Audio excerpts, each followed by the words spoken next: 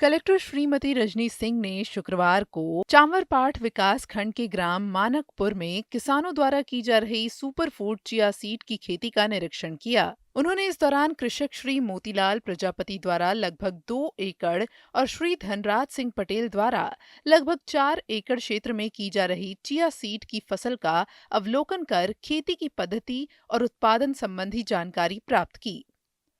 Collector Shrimati Singh ने किसानों से संवाद करते हुए चिया सीड की खेती के लाभ, लागत, उत्पादन और बाजार में इसकी मांग के बारे में विस्तार से जानकारी ली।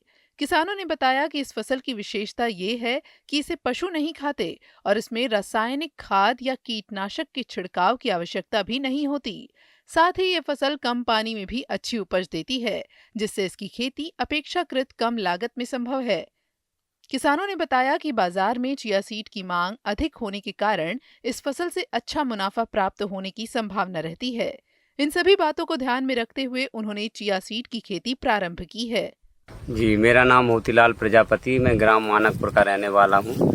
मैंने 2 एकड़ में चिया सीड लगाई है और चिया सीड की प्रेरणा हमको हमारे कृषि विस्तार अधिकारियों से भी मिली, कुछ मोबाइलों पे भी मिली।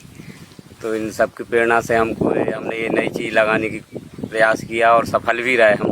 अब पकने वाली है हमारी फसल और इसमें और भी ऐसे फ़ायदे हैं कि पहला फ़ायदा तो ये है कि ये पशु नहीं इसको नुकसान करते और दूसरी बात इसमें कीटनाशक दवाओं का बिल्कुल मैंने तो किया ही नहीं अभी तक उसमें उपयोग कीटनाशक दवाई का, और प्रॉफिट भी ऐसा लग रहा है कि अच्छा ही खासा मिलेगा। और मैं अन्य किसानों से कहना चाहता हूँ कि भाई आप लोग भी कुछ हटके करिए परंपरा।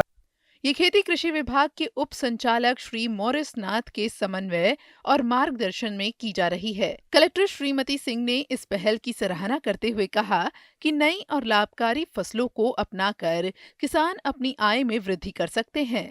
उन्होंने अन्य किसानों से भी ऐसी नवाचार आधारित खेती अपनाने का आह्वान किया ताकि कम लागत में अधिक उत्पादन प्राप्त कर खेती को लाभकारी व्यवसाय बनाया जा सके।